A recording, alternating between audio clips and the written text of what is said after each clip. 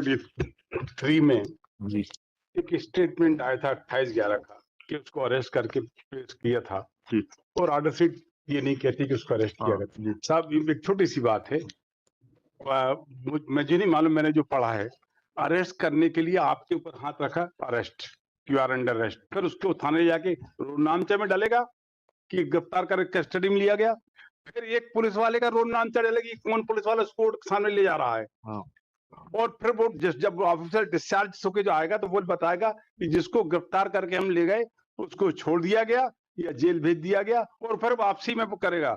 इसमें क्या किया था इन्हें थानेदार साहब ने, जब वो 28/11 वाली 25/11 23/11 में कोई पेश नहीं हुआ गया, तो इनने एक झूठा बनाया 3 तारीख को हम ले गए थे, बयान उसके ले लिए, उसके लिए ये सब बना सकता है, रोड नामचा नहीं बना सकता। कंप्लायंस हो गई थी आपकी? वही सर कंप्लायंस। क्या कहा आपके कमिश्नर साहब ने? उनका मतलब आया कि वो गया था उस दिन, विटनेस गया था, सीसीटीवी फुटेज में उसका फोटो है, हाँ फिर वेरीफाई किया, हाँ। और जो अधिकारी कर्मचारी ने, जो कांस्टेबल ने उसको प्रोड्यूस नहीं किया है, उसके खिलाफ डिपार्टमेंट इंक्वायरी कर रहा है। कहाँ है आपका? प्रोड्यूस नहीं किया, नहीं अरेस्ट कब किया आपने उसको? अरेस्ट कब किया है? अरेस्ट होकर नहीं गया था सर, वही तो लास्ट डेट ऑफ हियरिंग यही हुआ था, वो स्वयं पहुंच गया था जब विटनेस वहां पे, हाँ कोर्ट अवेलेबल नहीं थी, हाँ तो उसको बाबू साहब साइन किया क्या? ने साइन नहीं किया उसने। हाँ तो बाबू साहब कौन है बता दें, उनकी भी जांच करवा देते हैं कोर्ट में, जिन्होंने बिगर साइन किए उसको जब वो आया था। जी इस व्यक्ति के खिलाफ तो गिरफ्तारी वारंट था ना? जी जी, ये बात तो सही है सही ना? है, सही है तो सही है। बाबू साहब कौन से कानून के ऊपर होगा जिन्होंने उसको जाने दिया?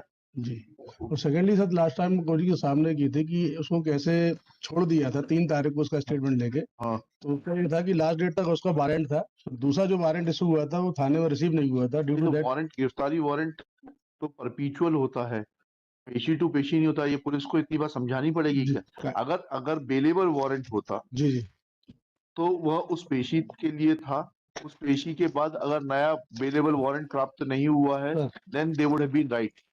But let us first clarify the facts. Whether arrest warrant was issued against him? या 23/11 का शीट है सर। हाँ जी, नहीं मुझे याद है, इसीलिए इनसे पूछ रहा हूँ। तो फिर नए वारंट का इंतजार किस प्रावधान में कर रहे थे? पुलिस कमिश्नर साहब को बुलवा लीजिए। कौन से कानून में है कि एक बार जब नॉन बेलेबल वारंट जारी हो गया, अरेस्ट वारंट जारी हो गया, तो वो डेट गुजर जाने के बाद में आप स्टेटमेंट रिकॉर्ड कर लेंगे और उसके खिलाफ कोई कार्रवाई नहीं करेंगे? कौन से कानून में? Page 2 of his affidavit. हाँ पढ़िए, कहाँ है आपका एफिडेविट? आपने तो इतनी मोटी रिपोर्ट पेश की है, इसमें शपथ रिपोर्ट है सर उसमें, इंक्वायरी रिपोर्ट पूरी। पुलिस अधीक्षक देहात जी जी, क्या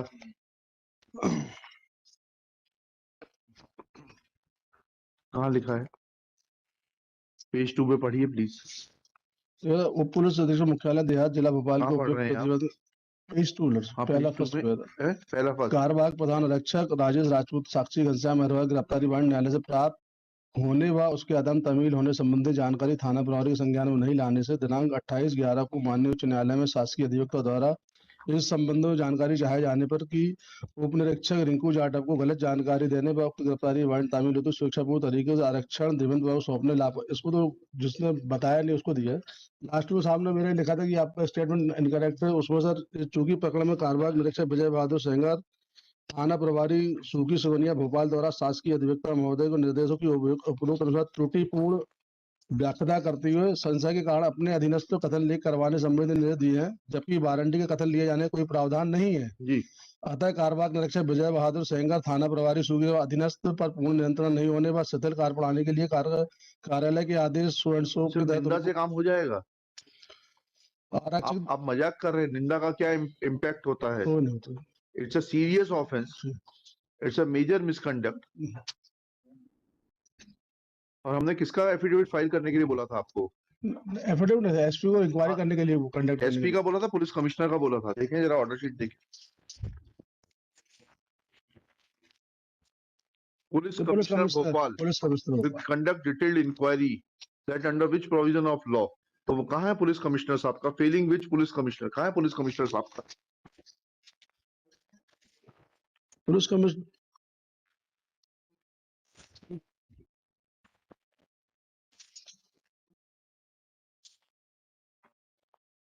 कब तक आप कोर्ट की आंखों में धूल झोंकते रहेंगे?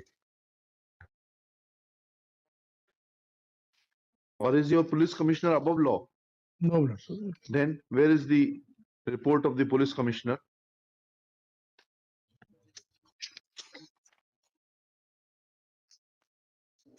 Report of the police commissioner is not available on record as per the directions issued by this court on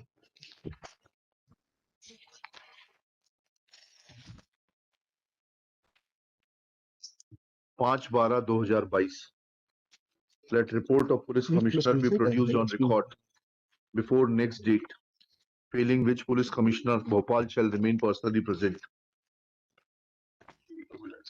पूछ लीजिएगा ये सर सर निंदा की शास्ति पर्याप्त है क्या? नहीं है वो तो मुझे पेनल्टी मिली है निंदा Actually, a detailed inquiry for major misconduct should have been conducted against him because he is hand in glove with the. इसमें लिखिएगा, अभी मत लिखिए, याद दिलाइएगा अगली पेशी पर. This man appears to be hand in glove with the accused. दो मिनट वो तो गया तो था सर उसमें बड़ी मेहरबानी करी जाकर. नहीं मेहरबानी सर सीसीटीवी इनका ये कहना था गया ही नहीं एक second. सीसीटीवी फुटेज में सर इनकी बात पर मैं 100% किसी की बात पे भरोसा नहीं करता. इशू इस वक्त दूसरा है. सर वो गया था, बस में लिखिएगा, in the meanwhile principal district judge Bhopal will also take action against the concerned court clerk who had allowed the witness as per the report filed by the superintendent of police within bracket rural Bhopal, allowing the witness to leave the court premises without marking his presence and without being referred to the in charge judge who was authorized to take appropriate action in accordance with law.